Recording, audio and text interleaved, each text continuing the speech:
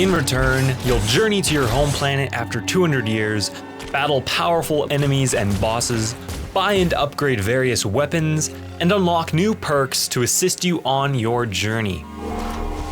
I already covered the first 2 years of development on my game, but to recap, in year 1, I joined a game jam, expanded the forest level, and introduced the first boss. In year 2, I added the city, sewers, and Badlands levels, along with new weapons, an inventory system, and new enemies.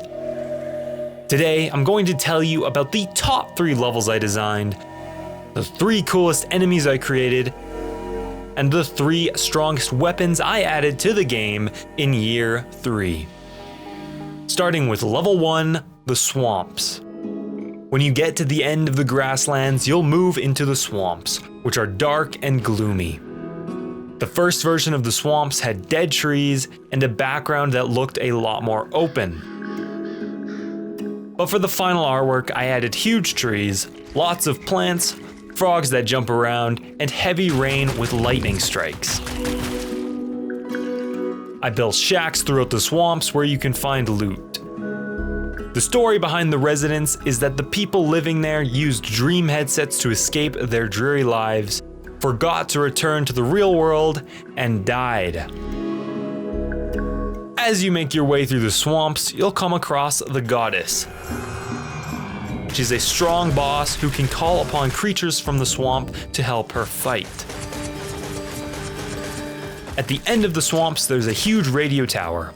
You'll use it to find out how to get to the next level on the eastern side of the map called the Shores. Before we explore the Shores, let's take a look at the second level I added in year 3 called the Mother's Den. Mother's Den is a subsection of the city covered in wires and overgrown cyber technology. Mother is a sentient computer that was left behind in the evacuation of the planet. Over time, she has mutated and created an army of cyborgs. As you explore Mother's Den, you'll encounter cyborgs that infest the city apartments. Once you defeat the cyborgs, you'll come to the Widowmaker, Mother's bodyguard, and one of my favorite bosses in return. Once you complete the swamps, you'll get to the Shores. It's a big open level on the coast of the map.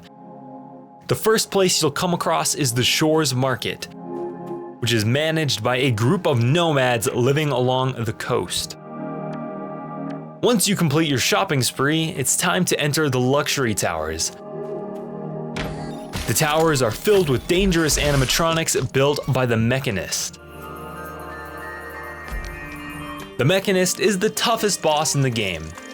He calls in animatronics, can teleport, and uses a machine gun that fires electrified bullets. Hey everyone, I hope you're loving this peek into the 3rd year of making my game Return. In case you didn't know, Return is available on Steam right this moment. And guess what else? For a short time during the spring sale, you can snag Return at a 35% discount. That's the biggest deal I've offered so far.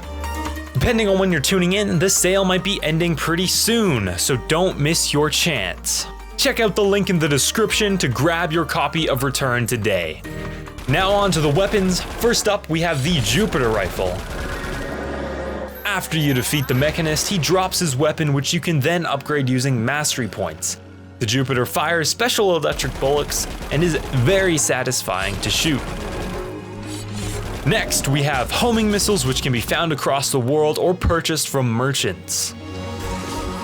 Once launched, they move towards the closest enemy and explode on impact.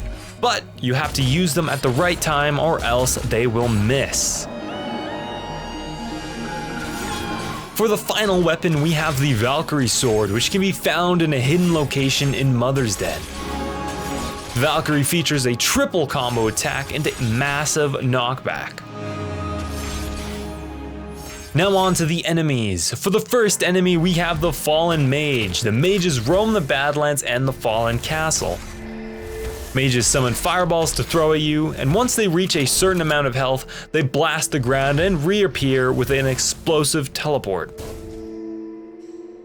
Next, we have the Scrap Jumper. In the wreckage of a colony ship, a bioweapon was leaked. The weapon has taken the form of various scrap beasts, one of them being the Scrap Jumper. These friendly little guys will charge and jump at you, exploding on contact.